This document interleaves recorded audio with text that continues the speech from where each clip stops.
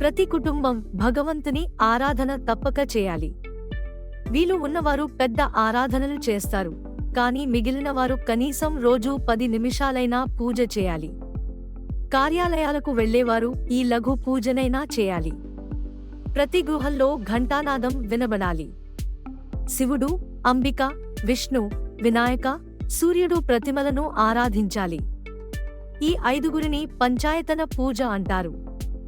వీటిని కరచరణాదులతో అర్చించరు, ప్రకృతి ప్రసాదితములను వాడాలి.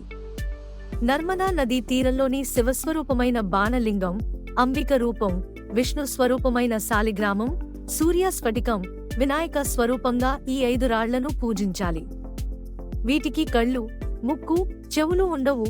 శుభ్రపరచడం సులభం.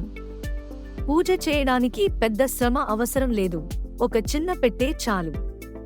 ఈ పూజను పునరుద్ధరించినవారు శంకర భగవత్పాదులు. పూజ చేసేటప్పుడు వండిన అన్నాన్ని మహా నైవేద్యంగా సమర్పించాలి.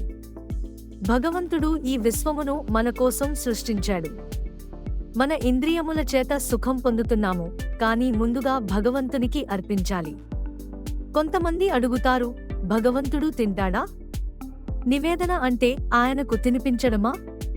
పూజ వల్ల మన మనస్సు శుద్ధమవుతుంది, లాభం మనకే. నివేదయామి అంటే నేను నీకు తెలియబరుస్తున్నాను అని అర్థం. భగవంతుని స్మరిస్తూ తినాలి. ఆయన అనుగ్రహం లేకపోతే బియ్యం ఎలా పండుతుంది?